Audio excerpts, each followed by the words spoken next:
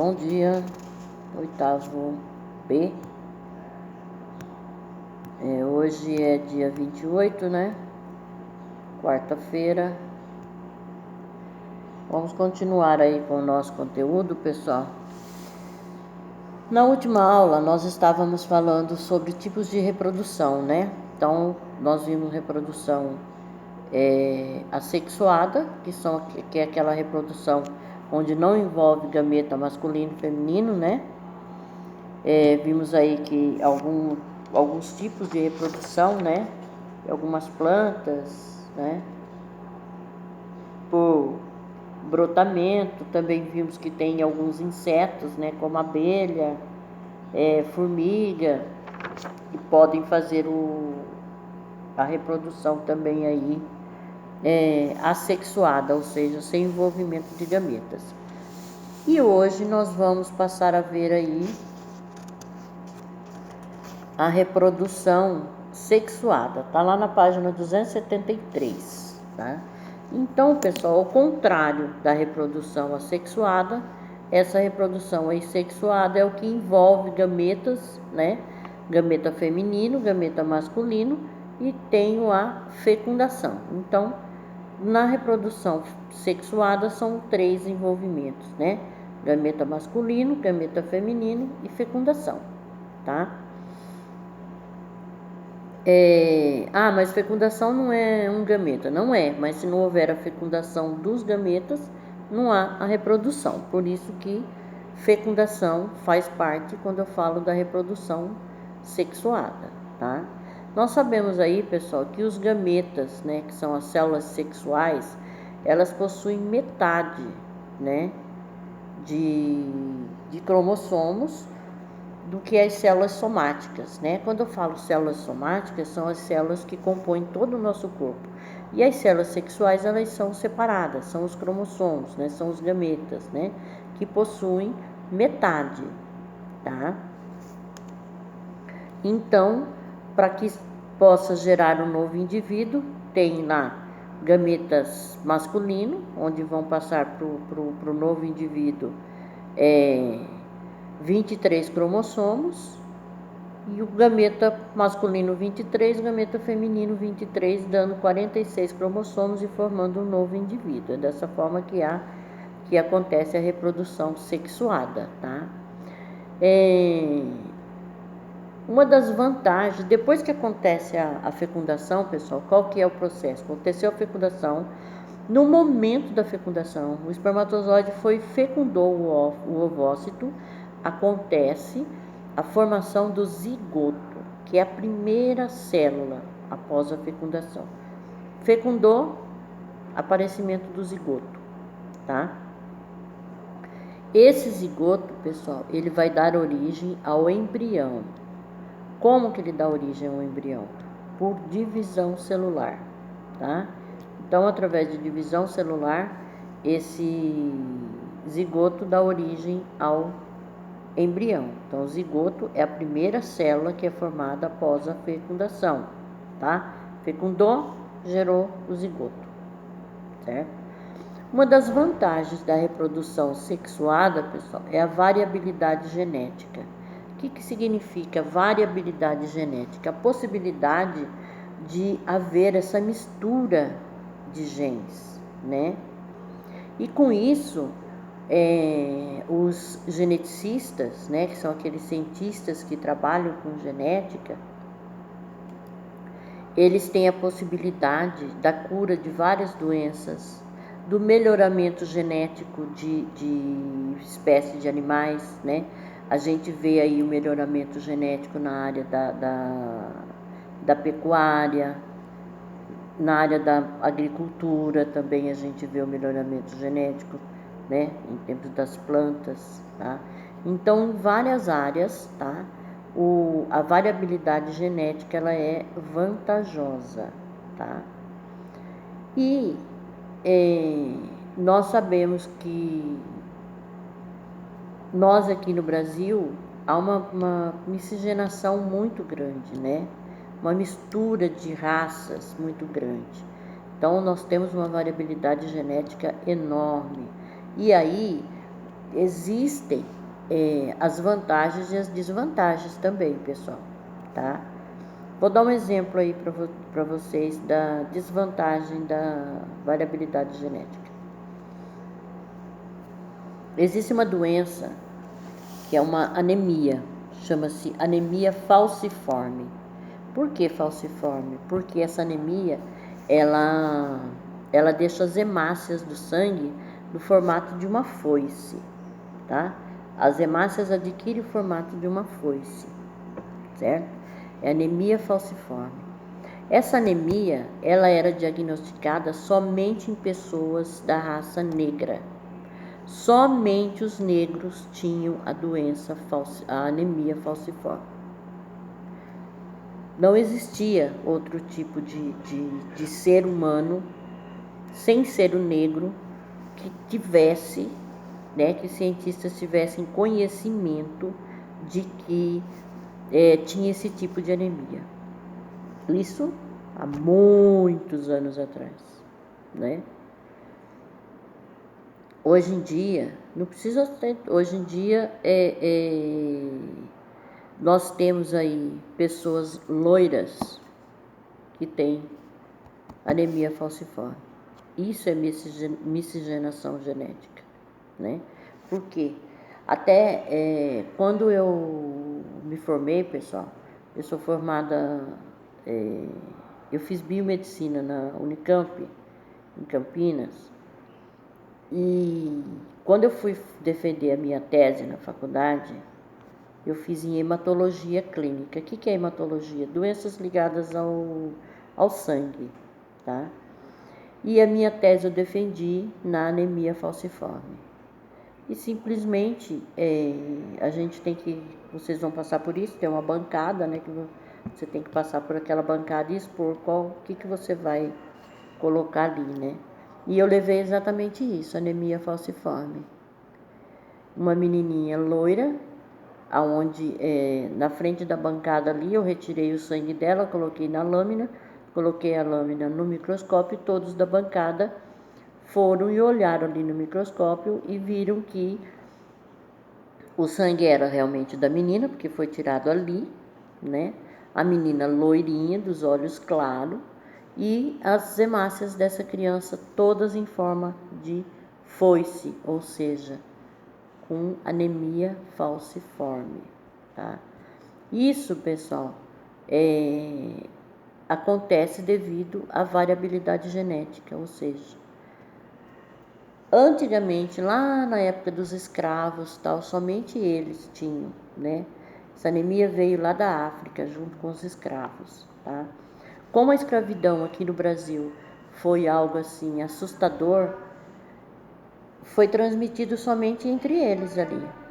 Mas depois que acabou a escravidão, começou a haver essa mistura, né? O branco começou a se interessar pelos negros e foi havendo esse casamento, né? E acabou que foi passando, né? E foi passando essa variabilidade genética e até que chegou no ponto de a gente ter hoje em dia, não é mais uma doença. Essa anemia existe, mas ela não é mais uma doença considerada doença de negro, somente da raça negra. Qualquer pessoa pode ter essa doença, né? Porque você pode olhar para uma pessoa, ela é branca, mas ela pode ter descendentes negros, né? Avós, tal. Então ela pode trazer dali, tá? Então a variabilidade genética, ela é muito útil, tá? Para descoberta de doenças, tá? Nessa reprodução sexuada aí, pessoal, fala-se muito de gametas, né? Os gametas masculino, gameta feminino. Gameta masculino, né? Os espermatozoides, e gameta feminino, os ovócitos, tá? E esses gametas, eles produzem os cromossomos, né? Os cromossomos estão dentro desse gameta e cada cromossomo traz consigo todas as características genéticas daquela pessoa. E aí é transmitido de pai para filho e a reprodução sexuada, além da variabilidade genética, ela também faz com que é importante para que as pessoas não sejam clone uma das outras, né? Porque há essa miscigenação, então ninguém é idêntico a ninguém, tá? Tem que botar, mas existem gêmeos idênticos. Tá, mas existem os gêmeos idênticos, mas eles têm algumas diferenças genéticas.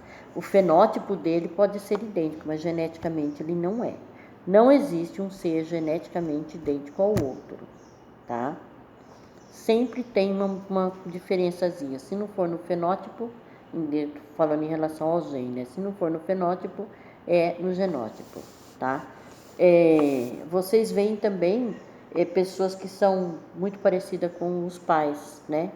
Às vezes acontece de um rapaz ser muito parecido com o pai na época em que o pai tinha a idade que ele teria naquele momento, né? Então, assim, há uma grande variedade, mas é vantajoso. Vamos ver aí o que ele está dizendo aí, ó, pessoal. Reprodução sexuada. Nela estão envolvidos os gametas masculino e feminino e a fecundação. Como os gametas, células sexuais e haploides têm metade do número de cromossomos em relação às células somáticas, presentes em praticamente todo o corpo dos seres vivos, os gametas masculino e feminino devem se unir na etapa chamada fecundação, originando uma célula diploide, o zigoto. Esse tipo de reprodução faz parte do ciclo de vida de espécies de protistas, fungos, vegetais e animais.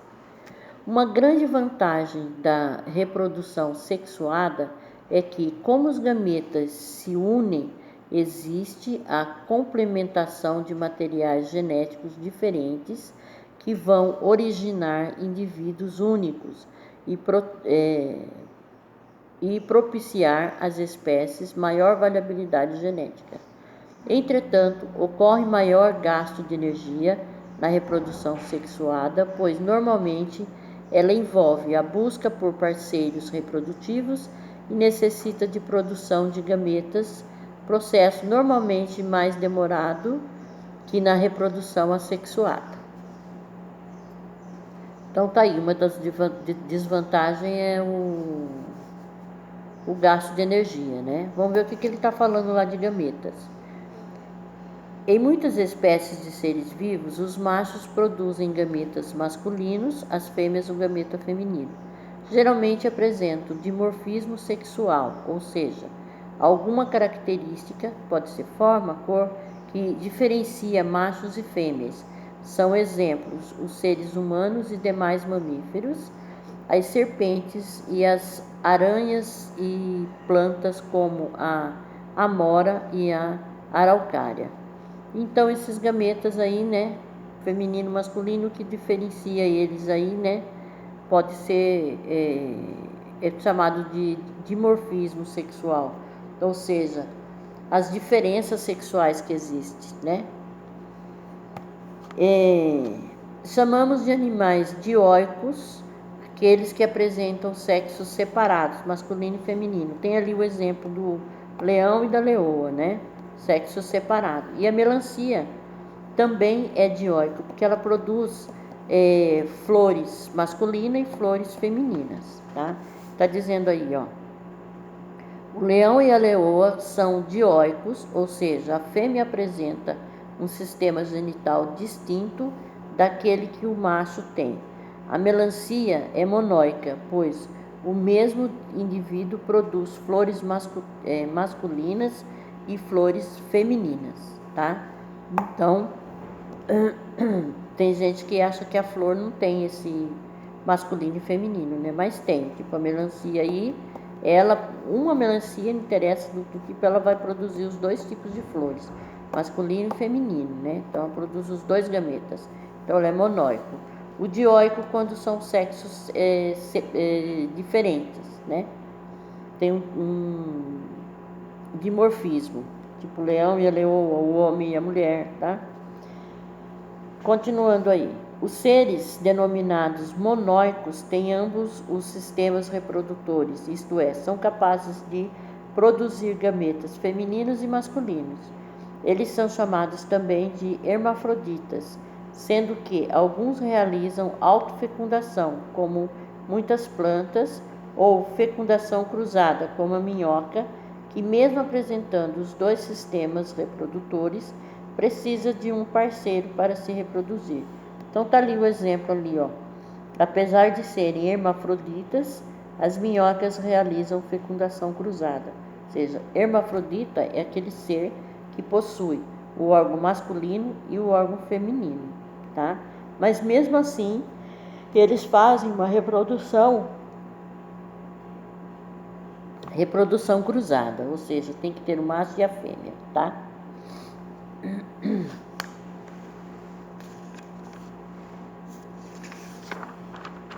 Continuando ali, nós vamos ver um pouquinho sobre a reprodução nos animais. Está lá na página 274. Então, nós temos nos animais, pessoal, a reprodução interna e a reprodução externa, tá? A reprodução externa é aquela reprodução onde o animal ele coloca o gameta fora do corpo da fêmea. E a reprodução interna, quando o gameta é colocado dentro do corpo da fêmea, tá? Pode ocorrer o seguinte: o gameta é colocado dentro do corpo da fêmea, mas a fêmea só acontece aquela fecundação ali e ela coloca ovos do lado externo, né? Coloca os ovos e dali, quando o embrião já está pronto, ele quebra esses ovos e sai, tá?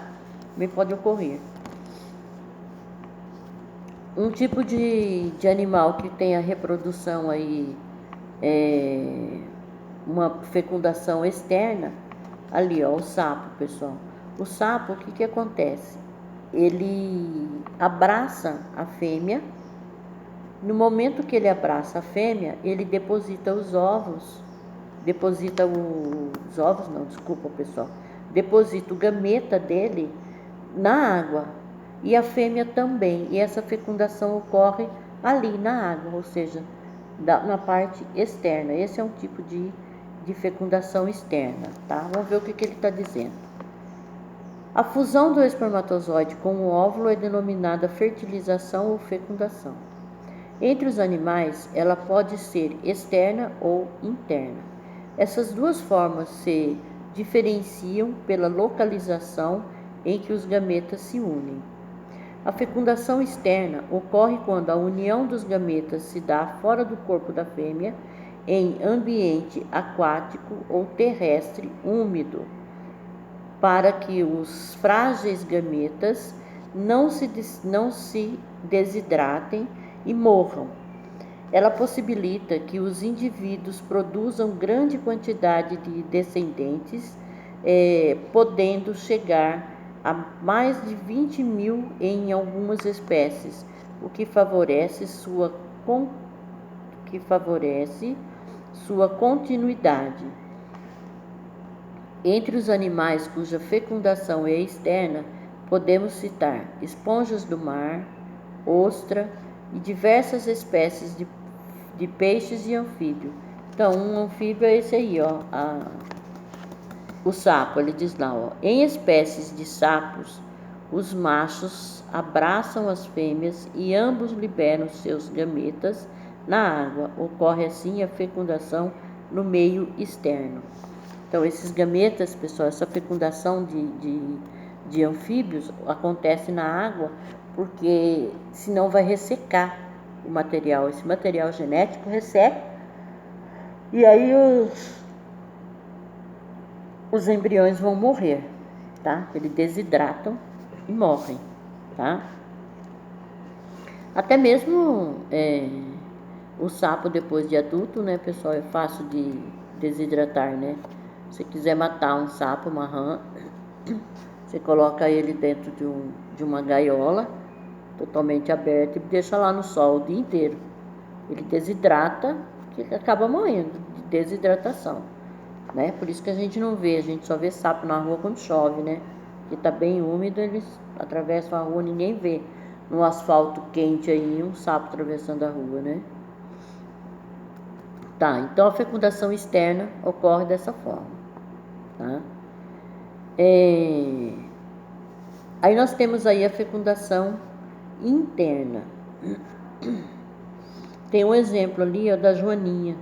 A joaninha macho introduzindo seus gametas no interior do corpo da fêmea, tá? Olha lá.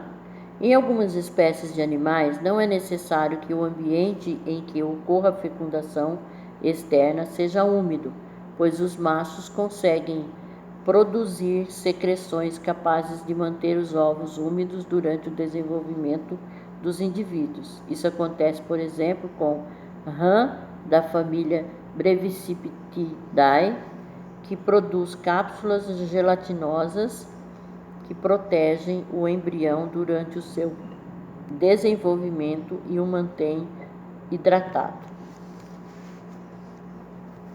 Falando aqui nessa reprodução externa aí do sapo, pessoal, tem gente que vai na beira de rio ou de um lago, sei lá, e olha assim, vê aquele monte de girilo e fala assim, um monte de peixinho.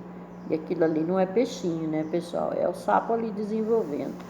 Mas tem gente que acha que é peixinho. Vamos ver aí a fecundação interna. Então, a fecundação interna vai desenvolver o embrião dentro do corpo da mãe. Vamos ver o que ele está dizendo aí, ó.